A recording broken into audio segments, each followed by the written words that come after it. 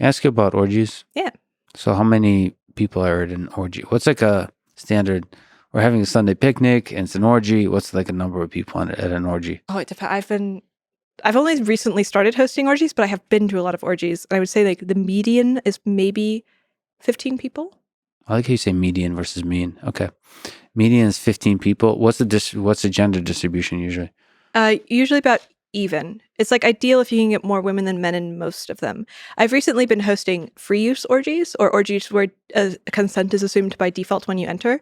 And of course you can revoke it anytime or go over a whole bunch of rules to make sure it's very safe. You like have wristbands. So nobody's actually doing anything they don't want to. But Wristbands. Nice. in those ones, you have to have more men than women. I thought free use was like consensual, like at any time, but it's at any time within the constraints of this building or something like that. Yeah. So at the orgies, it's like you by entering, if you wear a wristband, then you are like by default opting into consent. So people don't have to like do a thing where they negotiate with you and like be like, is this okay? It's just the default is like you just go for it. And if they want you to stop, they say the safe word like red, don't, and then you have to stop.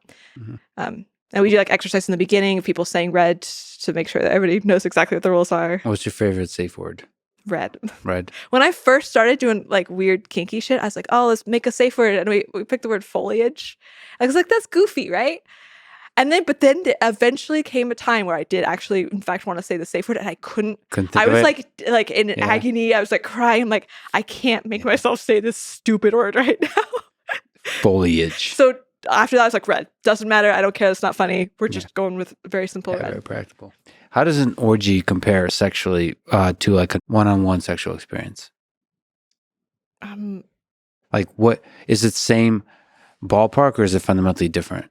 I mean, the experience of both orgies and one-on-one sex can be like really high variety. There's a high variety. But you kind of, it's a little bit like you're having sex with someone, but you're surrounded by really realistic VR porn of other people having sex. Oh, okay, cool. And sometimes it's like threesomes also, like maybe there's another person involved. But it's hard to like have a whole bunch of people in one cluster because usually there's kind of different little clusters of people having their experience. Sure. I once was part of a 10-woman orgy. It was a total lesbian thing, and that felt like a writhing cluster. It was very nice. But typically, you kind of separate out with like very small pods of people doing stuff.